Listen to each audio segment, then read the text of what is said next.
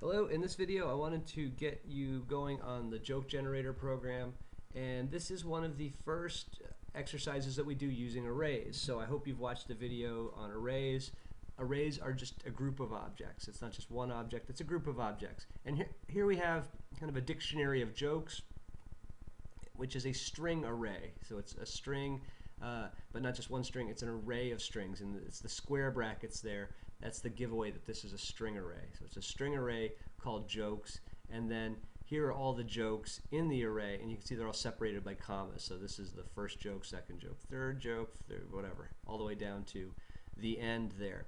So how do we get a random joke out of this array of jokes? Well, we need to go in using the index operators, the square brackets. And there's a big poster on the wall, and you should go check that out if you're confused about indexes, and you just need a picture of it. So on my form here, I have a text box, right? That's text box 1. And when I click on this button, I want to put a joke in that box.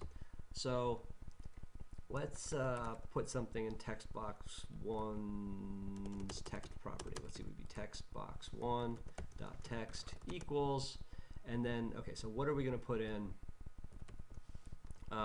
into that box? Well, we want to put in a joke, but there's a problem. Like, which joke? Like, so jokes is not one joke. Jokes is an array of jokes. It's a bunch of jokes. So we have to say, it's not enough just to have the name of the array. We have to say which one of the things in the array do we want.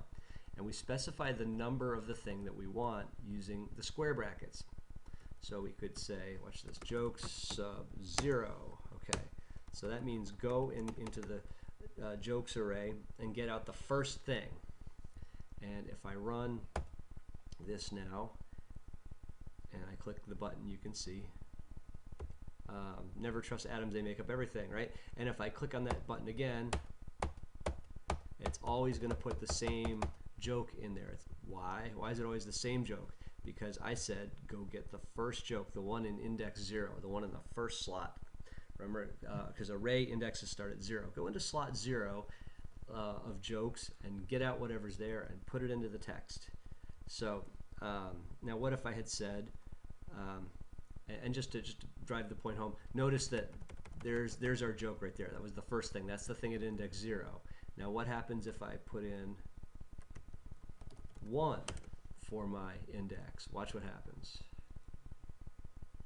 Now I get, a computer once beat me at chess, but it was no match at me for me at kickboxing, right? So there's another joke, and let's go look at our array of jokes, and you can see there's the joke at index 1, right? And just to drive the point home, let's make this joke 2 and run that. So let's go in and get jokes sub 2 and run that, and that's the furniture committee had several chairmen, right? So our index was 2.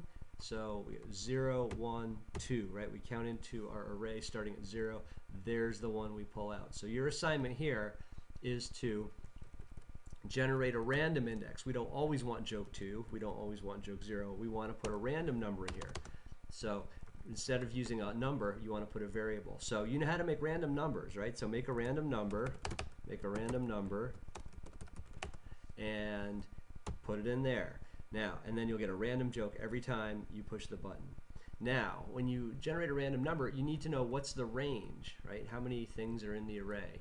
And you could count them up. You could say 0, 1, 2, 3. Wait, how many things are there? 1, 2, 3, 4, 5, 6, 7, 8, 9, 10. There's 10 jokes there, right? So you could say 0 to 10.